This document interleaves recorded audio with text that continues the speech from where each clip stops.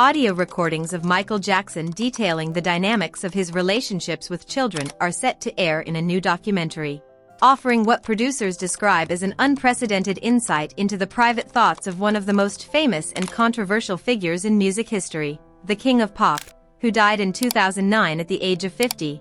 Is heard discussing how being friends with youngsters sometimes gets him into trouble in the trailer for Michael Jackson, The Trial. The four-part Channel 4 series, which begins airing on Wednesday, January 4th, revisits the music legend's notorious 2005 court case, his meteoric rise to global fame, and the way he lived his life under relentless public scrutiny. More than 2 decades ago, the eyes of the world were fixed on Jackson as he spent 4 months on trial after teenager Gavin Arvizo accused the star of plying him with alcohol, showing him pornography, and molesting him. The allegations shocked fans and critics alike and became one of the most high-profile celebrity trials in modern history. Ultimately, Jackson was found not guilty on all charges, a verdict that did little to quiet public debate about his personal life and relationships. Michael Jackson. The trial aims to go beyond the intense media frenzy that surrounded the father of 3 during the proceedings and instead explore what it calls profound questions about fame, race, and the American justice system. The documentary promises to contextualize the trial within the broader story of Jackson's life, examining how his childhood stardom, immense success, and isolation may have shaped his worldview. In clips released ahead of the broadcast, Jackson can be heard reflecting on his interactions with children. "Children wanna just touch me and hug me," he says in one recording. "Kids end up falling in love with my personality. Sometimes it gets me into trouble." The remarks, delivered in Jackson's soft, familiar voice, are presented without narration, allowing viewers to hear his words directly and draw their own conclusions. According to the New York Post, the singer made another remark in the recordings that the publication describes as particularly shocking. The paper claims the tapes capture Jackson saying, "If you told me right now, Michael, you could never see another child, I would kill myself." The alleged statement has sparked intense reaction even before the documentary has aired, with critics questioning the appropriateness of the sentiment and supporters urging caution in interpreting words taken from a private context. An insider said to have heard the audio recordings featured in Michael Jackson. The trial claimed they are filled with what they described as very uneasy phrases and language from Jackson. Speaking to the Post, the source said there was something extremely unusual and eerie about Michael Jackson's infatuation with children, especially those who are not his own. To hear his voice discuss children in this manner, given he had been accused of molestation, raises many questions about his mental health, mindset and, sadly, intentions, the insider said. "This is Michael at his most open, giving us an insight into how he was in love with children, infatuated with wanting to be around them." These are very uneasy phrases and language to hear from a single man in his 40s. Images from the time of the trial, including photographs of Jackson leaving court in June 2005 after ultimately being acquitted on all charges, are included in the series to underscore the emotional toll the case took on the singer.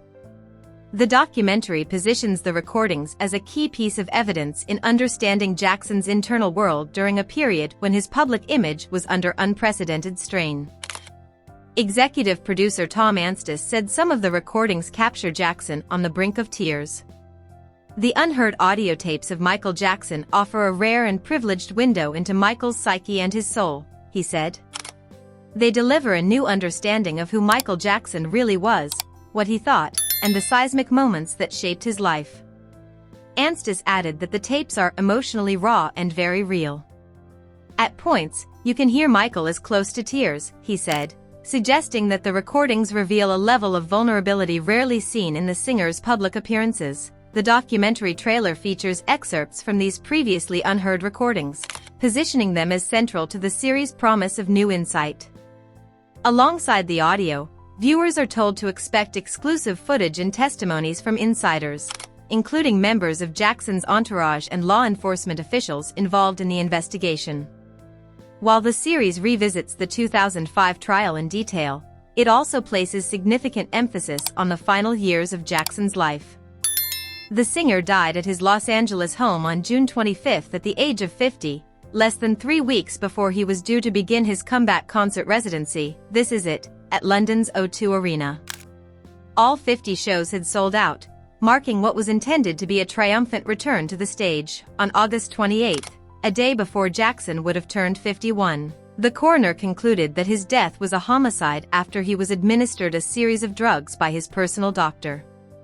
The physician was later convicted of involuntary manslaughter, a ruling that added another tragic chapter to Jackson's story and renewed questions about the pressures he faced in his final months. Following Jackson's death, This Is It was cancelled. Footage of the singer rehearsing just 48 hours before he died was later released, becoming the final recorded video of him. As the lights faded completely, Jackson stood alone, eyes closed, his expression contemplative. Moments later, he opened his eyes and smiled, a brief, quiet moment that many fans have described as deeply moving. People who have watched the footage have said the final smile was priceless, while another viewer said it puts a knot in my throat every time. A third said Jackson's smile as the song concluded and the lights went down brings me to tears every time, reflecting the enduring emotional connection many fans still feel toward the singer. Holly recalled that during rehearsals, you couldn't take your eyes off him, and said Jackson left the rest of the crew with our jaws open. He also spoke about the experience of isolating Jackson's vocal performance during rehearsals, separate from the rest of the show, which gave him a renewed appreciation for what he called the singer's genius. Being able to hear Jackson's voice alone, Holly said, reinforced his belief in the performer's extraordinary talent and dedication, even as his life was overshadowed by controversy and declining health. The synopsis for Michael Jackson. The trial promises viewers exclusive new footage and unheard audio tapes, as well as testimonies from insiders drawn from Jackson's inner circle and the police.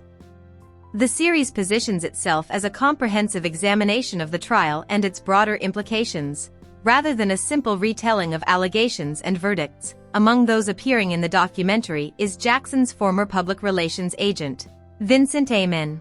Amen sensationally claimed that a cover-up took place to protect the pop star, Michael Jackson. The trial arrives at a time when public reassessment of powerful figures is increasingly common, and when audiences are more willing to engage with complex, uncomfortable narratives. By presenting Jackson's own words alongside testimony and archival material, the series invites viewers to grapple once again with the contradictions at the heart of his life: immense talent and profound vulnerability, adoration and suspicion, innocence and controversy. Whether the documentary will reshape public understanding of Michael Jackson remains to be seen. What is clear is that, even years after his death, the singer's voice, now literally, continues to command attention, prompting reflection on fame, accountability, and the lasting impact of unresolved questions.